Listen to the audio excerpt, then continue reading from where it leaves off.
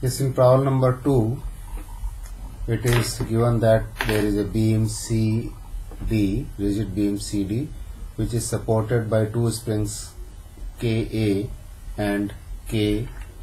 The stiffness of Ka is 1 kilonewton per meter and stiffness of Kb is 1.5 kilonewton per meter. Now we have to find out the angle of tilt of this beam CD. So to know the angle of tilt of beam CD, we have to find out how much is the deflection that has taken place in spring Ka and Kb, and to know that we have to find out how much is force in spring Ka and Kb, and to know the force we have to go for force analysis, and the technique for force analysis is to draw free body diagram so that we can find out how much is force coming in spring Ka and how much force coming in spring Kb.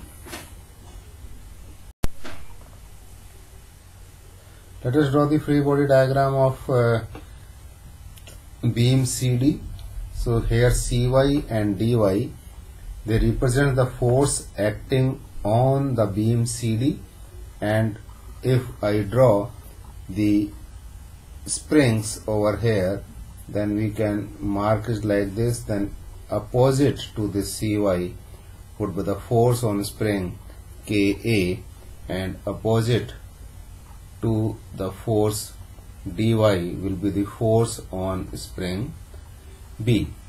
So now we have to see the static equilibrium of this beam CD. And static equilibrium equations, as we know, we have three equations of static equilibrium, but here in this case there is no force along x direction, so that is why we are not going to use the equation of static equilibrium in which we summation of all the forces along x is 0. Likewise, we have this linear load, so for static analysis we have to find out the resultant of this 600 kilonewton. For that we will find out the area of this triangle, so that total load is known. It is given by half base into height. 3 meter is base, 600 Newton per meter is height, so it is 900 Newton would be the load acting due to this external load, and this load will be acting 1 meter from this mid span and 2 meter from here.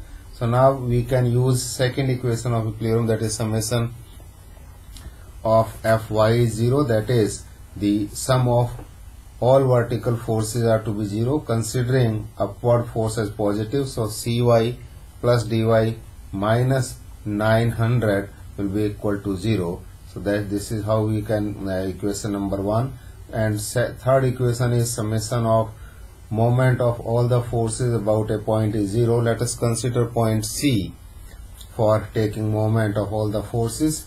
So dy into 6 into 10 to the power 3, let us make a habit of converting all dimensions into mm.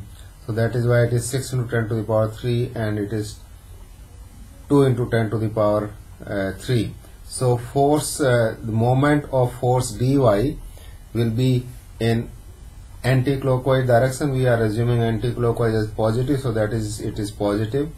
Moment of this 900 Newton load A about point C is in clockwise direction, so it is minus, and this will give us dy is equal to 300, and substituting in equation number 1 we will get Cy is equal to 600. And deflection, we can understand this, let D takes position D dash and C takes position C dash, and if this point is considered to be as E, then we can find out this theta as base DE upon perpendicular C dash E. So this is how we can find out the value of tan theta, and theta comes out to be 3.8 degree as given here. So this is how we can solve this problem. Thank you.